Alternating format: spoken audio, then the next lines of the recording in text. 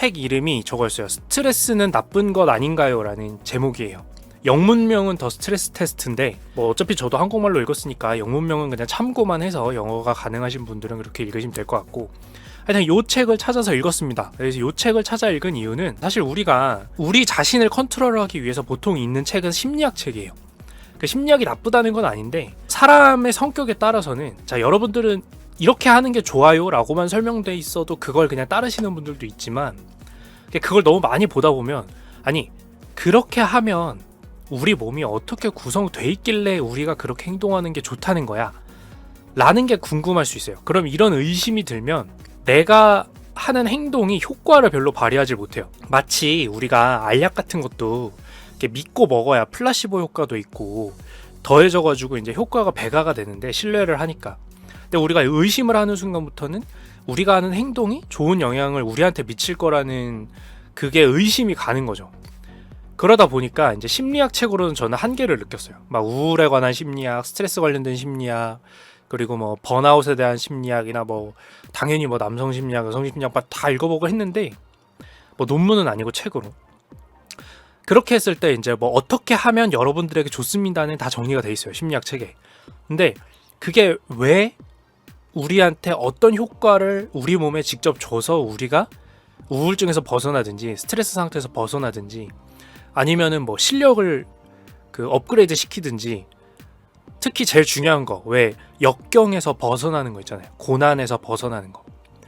그런 것들에 있어서 우리가 막 정신 상태가 중요하다 막 이러는데 맨날 말이 쉽지 그게 어떻게 우리 뇌에 작용을 하길래 좋은 걸까? 약간 이런 거에 대한 관심을 되게 많이 가졌죠. 야, 내 뇌에 진짜 이 머리 안에 있는 이 뇌에 대체 내가 하는 행동이 어떻게 영향을 미치는지가 궁금해진 거예요, 제가.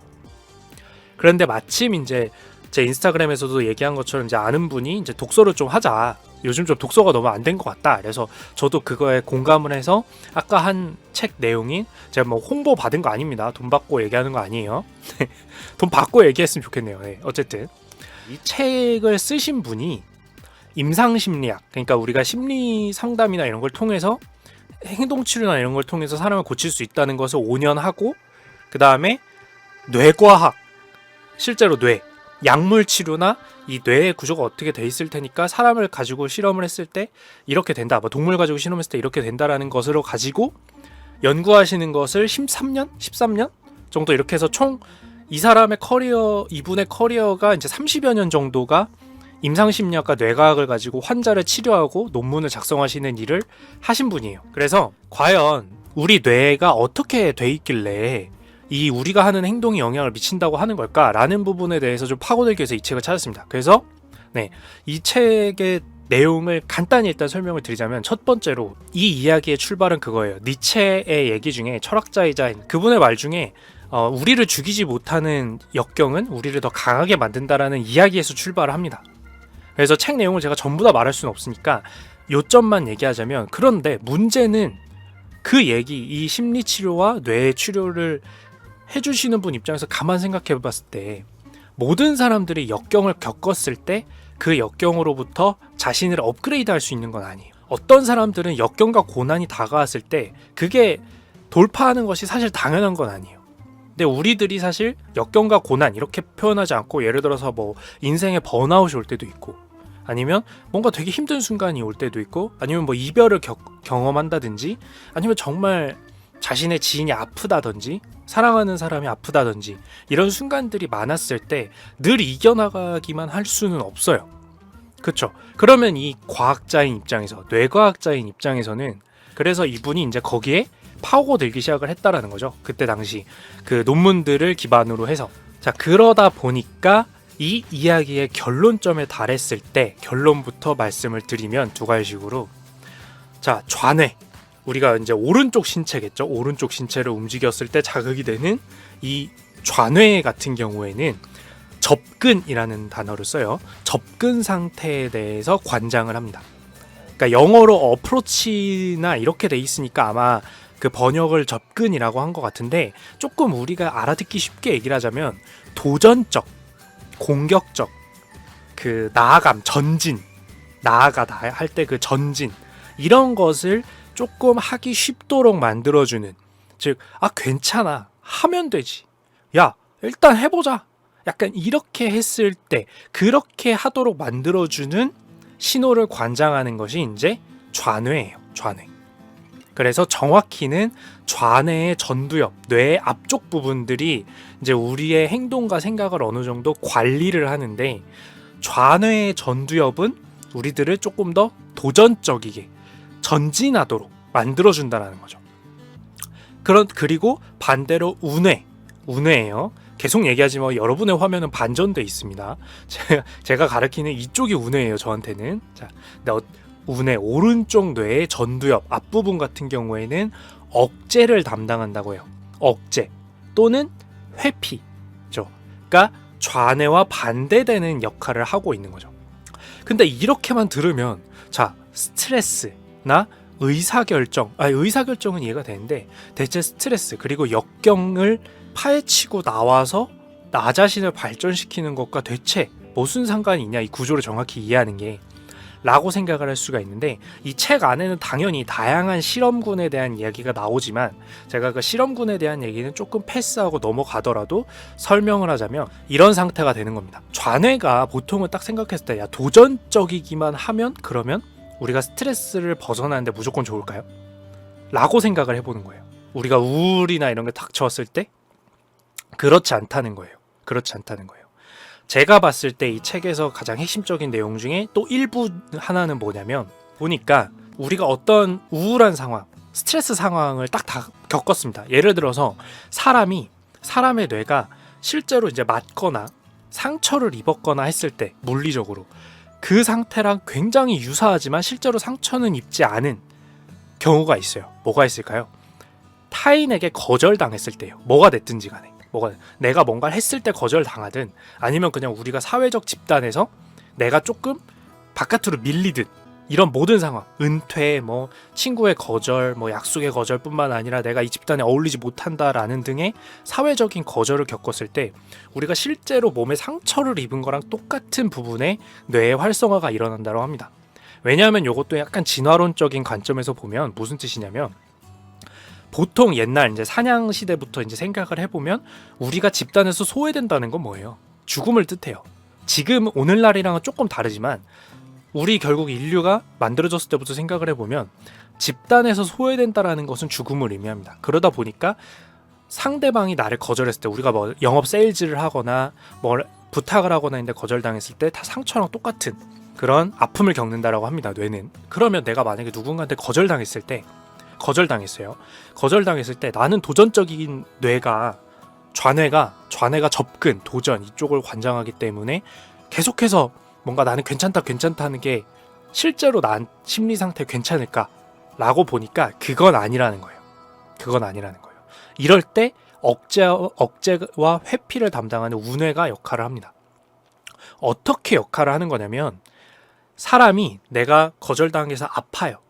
마음이 아픈데 그걸 그냥 묻어두고 가고 계속 쌓아놓으면 언젠가 터져요. 그래서 앞만 보고 달리는 사람들이 가끔 심각한 우울증, 누가 봐도 성공한 것 같은데 심각한 우울증을 겪다 못해 극단적인 선택을 하는 경우도 이 경우에 설명이 되는 게, 계속해서 쌓아두기만 하고 괜찮아, 거절당했어 이렇게 해서 쌓아두기만 하면 다치는데, 이 경우에 우뇌가 회피하면서 하는 역할은 뭐냐면, 스트레스를 벗어날 때 가장 중요한 핵심 키워드가 여기서 등장해요. 상황을 재평가합니다. 한 발 물러나요. 무슨 뜻이냐면, 자, A라는 친구가 저를 거절했어요. 사회적으로 거절하면 우뇌가 하는 역할은 잠깐 거기서 막 듣다가 자, 그래, 나 거절당했어 이렇게 하고 넘어가는 게 아니라, 우뇌는 그 상황에서 회피를 살짝 해서 A라는 친구는 저런 상황이었고 나는 이런 상황이었으니까 그럴 수 있어. 그러니까 보면 내가 다 잘못했다기보다는 그냥 전반적인 상황상 그럴 수 있었던 것 같아. 그런 상황 속에서는 내가 그렇게 잘못한 건 아니야 라는 대답을 이끌어내기까지 우뇌가 회피를 해서 상황을 재평가합니다. 그럼 여기서 핵심 키워드는 뭐냐면, 우리가 스트레스 상황에서 벗어나기 위해서는 막 무조건 무시하고 달리기만 하는 게 아니라 잠깐 내가 스트레스 받았던 그 상황에 대해서 재평가해보는 거예요. 재평가. 그래서 또 다른 사례, 이거는 책 안에서 나온 실제 실험이 아니라 그 상담 사례인데, B라는 사람이 그 외상후 스트레스 장애처럼 경비원 일을 하다가 누군가한테 폭행을 당했습니다. 강도한테 폭행을 당하고 그 뒤부터 신경질적으로 변하거나 이런 경우가 많아서 이제 내담을 한 사례라고 해요. 여기서의 핵심은 뭐였냐면 이 사람은 자꾸 이제 사회 질서를 어기는 사람들에 대해서 굉장히 분해하고 분노하는데 그냥 분노하고 끝나면 되는 게 아니라 사실 여러분들도 아시겠지만 분노라는 감정은 굉장히 피곤합니다. 힘들어요. 그러다 보니까 이제 상담을 받으면서 자기가 왜 이런지 모르겠지만 되게 화나요. 근데 제가 어떻게 해야 될지 모르겠어요. 지하철만 타도 막 화나요. 근데 여기서의 나중에 이분이 연구 결과에 따른 답은 이거였어요. 이 사람은 그때 당시 강도를 당했을 때의 그 공포감에 대해서 재평가 작업이 이루어지지가 않았어요. 그래서 그 강도는 나라는 사람, 이 B라는 사람에 대한 공격을 한 거다라고 결론이 지어져 있었는데 이것을 치료할 때는 어떤 방식으로 접근을 했냐면 B라는 사람을 공격한 게 아니라 그 강도는 무차별적, 즉 내가 아니라 누구라도 희생의 대상이 될 수 있었다. 나에 대한 공격을 한 게 아니다. 나는 그 상황에 놓여 있었을 뿐이다. 라는 거를 우선 재평가를 합니다. 그 다음에 이분이 사회생활하면서 뭐가 힘들다 그랬죠? 막 질서를 어지럽히는 크게 질서를 어지럽히는 것도 아닌데 애 좀 울든지 아니면 지하철에서 조금 사람이 부딪히든지 이런 거에 대해서 너무 스트레스를 느끼는 거였어요. 근데 그럴 때마다 이렇게 생각을 다시 해달라고 계속해서 상담을 한 거죠. 오랜 시간. 뭐였냐면 저 사람은 예를 들어서 가방을 이렇게 매다가 툭 부딪혔다. 그럼 다시 보면 이 사람이 뭔가 잘못했다 이렇게 생각하는 게 아니라 저 사람의 상황에 대해서 먼저 판단을 해보고 어떤 걸까? 그리고 저 사람이 나에게 위협을 가할까? 왜냐면 이 사람은 무차별 폭행을 당한 거잖아요. 강도한테. 그래서 저 사람이 나한테 위해를 가할까? 저 사람이 가방을 이렇게 맨다고 나한테 위해를 가할까? 이거에 대해서 잠시간 좀 생각을 해보는 것을 반복적으로 연습한 거예요. 중요한 거는 그렇게 한다고 짠 하고 내 인생이 괜찮아진다는 건 아니고 이런 식으로 해서 재평가, 상황에 대한 재평가를 하는 것이 바로 운해의 회피를 하면서의 역할이래요. 사실은 처음 생각을 해보면 좌뇌의 전두엽이 담당하는 접근이라는 단어가 안 와닿을 수 있는데 이 책을 읽다 보면 굉장히 어프로치라는 단어가 맞는 게 나를 그 상황 안 속으로 계속 밀어넣는 역할을 하는 게 좌뇌가 하는 역할인 거예요. 우리의 오른쪽 신체를 움직이면 좌뇌가 활성화가 되겠죠. 근데 우뇌는 상황에서 회피하는 거예요. 회피. 안 돼. 또는 억제. 내가 뭔가 말을 뱉기 전에 제가 방송을 할 때도 이 단어가 해도 될까? 채팅창에 있는 분들이 불편해하지 않으실까? 이따 그 말 하지 말자. 이건 하면 안 돼. 이렇게 할 때가 우뇌인데 이 우뇌가 단순히 억제만 하는 게 아니라 그 상황에서 나를 유리시키는 거죠. 제3자 입장으로. 그래서 이 스트레스 상황에 대해서 그거를 이겨내기 위해서는 그러니까 회피한다고 회피하고 끝이 아니라 이겨내기 위해서는 우선 내 심리적인 비용이 정신적인 괴로움을 줄이기 위해서 먼저 거기서 살짝 나와서 이 상황에서는 내가 이런 위치야 라는 것을 정확히 한다는 거예요. 그리고 두 번째로 이 책이 재밌는 게 이분이 이제 그 논문의 발전 과정에 맞춰서 이제 설명을 해주시는데 그러면 재평가만 하면은 무조건 내가 스트레스 상황에서 벗어날 수 있냐? 그러니까 충분히 연습한다라고 생각을 했을 때 그러니까 내가 예를 들어서 주식이 마이너스 30%가 막 가서 너무 힘들 때 저 주식의 30%는 내가 어찌할 수 없는 상황이었어 라고 한다는 것이 스트레스를 통제하는데 그렇게 도움이 되냐? 완벽히 100% 도움을 주는 거냐라고 생각을 하게 된 거예요. 그래서 거기서 착안해서 또 이제 다양한 연구 결과나 이런 것들을 보다 보니까 한 가지 사실을 더 체크하게 됩니다. 그게 뭐냐면 단순히 재평가하는 것뿐만 아니라 나라는 사람이 그 상황에서 통제할 수 있는 것이 요만큼이라도 있다. 정말 쥐뿔만큼이라도 있다라는 사실을 계속해서 확인하는 게 중요하다고 합니다. 두 번째. 첫 번째, 상황에 대한 재평가, 스트레스를 통제하기 위해서. 두 번째, 이 상황에서도 내 통제 하에 있는 것이 있다라는 거예요. 예를 들어서 이제 이 책에서 나온 예제로는 테러 집단 있죠. IS인지 모르겠네요. 지금 책에 나온 게 어쨌든 어떤 테러 집단에 억류되었다가 나와서 책을 발간하신 분이 있어요. 근데 어쨌든 그 책의 저자이신 분은 테러 집단에 억류당한 상태였잖아요.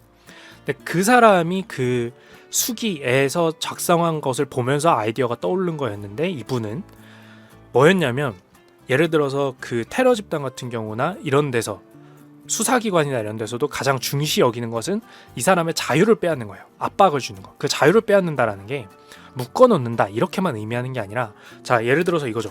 야 너 이 팝콘 먹어. 지금 하나를 먹어. 이렇게 했을 때 이 인질로 잡혀 계셨던 분은 난 그걸 먹지 않을 거다.